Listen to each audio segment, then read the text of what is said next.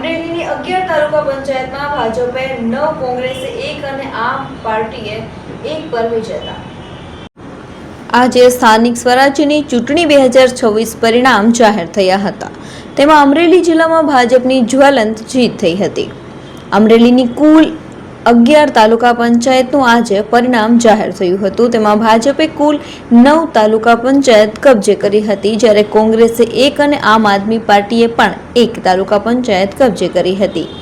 તેમાં અમરેલી તાલુકા પંચાયતમાં જાહેર થયેલ 18 પરિણામોમાં ભારતીય જનતા પાર્ટીના 16 ઉમેદવારો વિજેતા થયા હતા, જ્યારે ભારતીય રાષ્ટ્રીય કોંગ્રેસના 1 અને આમ આદમી પાર્ટીના 1 ઉમેદવાર જાહેર થયા હતા.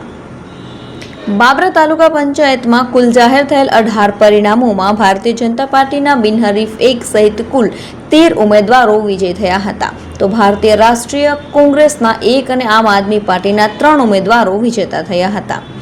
ધારી તાલુકા પંચાયતના કુલ જાહેર થયેલ 16 પરિણામોમાં ભારતીય જનતા પાર્ટીને 9 બેઠકો મળી હતી, ભારતીય રાષ્ટ્રીય કોંગ્રેસને 2 બેઠકો મળી હતી અને આમ આદમી પાર્ટીને 5 બેઠક મળી હતી.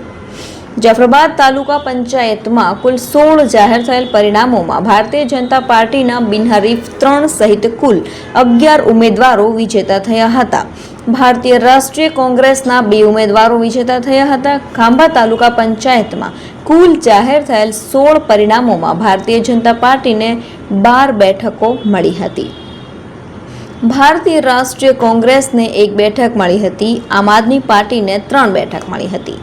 વડિયા કુંકાવાવ તાલુકા પંચાયતમાં જાહેર થયેલ 16 પરિણામોમાં ભારતીય જનતા પાર્ટીને 13 બેઠકો મળી હતી. આમ આદમી પાર્ટીને 3 બેઠકો મળી હતી, જ્યારે કોંગ્રેસ અહીં ખાતું ખોલાવી ન શકી હતી.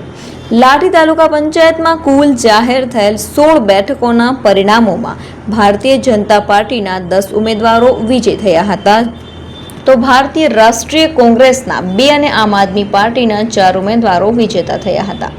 રાજુલા તાલુકા પંચાયતમાં કુલ જાહેર થયેલ 20 બેઠકોના પરિણામોમાં ભારતીય જનતા પાર્ટીના 15 ઉમેદવારો વિજય થયા હતા. ભારતીય રાષ્ટ્રીય કોંગ્રેસના 4 અને અપક્ષના 1 ઉમેદવાર વિજય થયા હતા. તો લીલિયા તાલુકા પંચાયતમાં હવે કોંગ્રેસ રાજ કરશે. કુલ જાહેર થયેલ 16 પરિણામોમાં ભારતીય જનતા પાર્ટીના 7 ઉમેદવારો, ભારતીય રાષ્ટ્રીય કોંગ્રેસના 9 ઉમેદવારો વિજેતા થયા હતા. તો બગસરા તાલુકા પંચાયત આમ આદમી પાર્ટીએ કબજે કરી હતી. કુલ જાહેર થયેલ 16 પરિણામોમાં આમ આદમી પાર્ટીના 10 ઉમેદવારો વિજય થયા હતા, તો ભારતીય જનતા પાર્ટીના 6 ઉમેદવારો જીત્યા હતા. અહીં પણ કોંગ્રેસ ખાતું પણ ખોલાવી શકી ન હતી.